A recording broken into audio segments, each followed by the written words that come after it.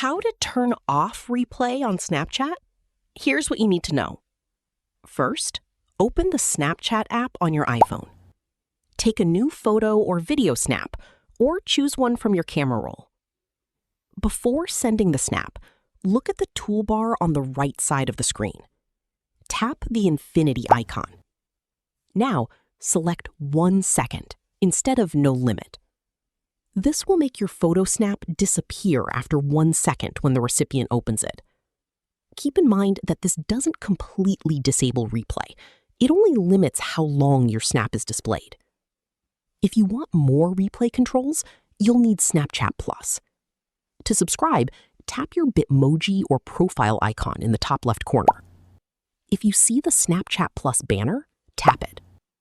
Choose a subscription plan and complete the purchase.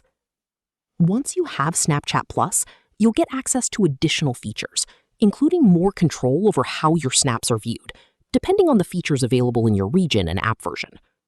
And that's it. That's what you need to know about limiting or managing replay on Snapchat. Thanks for watching. If this tutorial helped, don't forget to like the video and subscribe for more Snapchat tips, tricks, and how-to tutorials.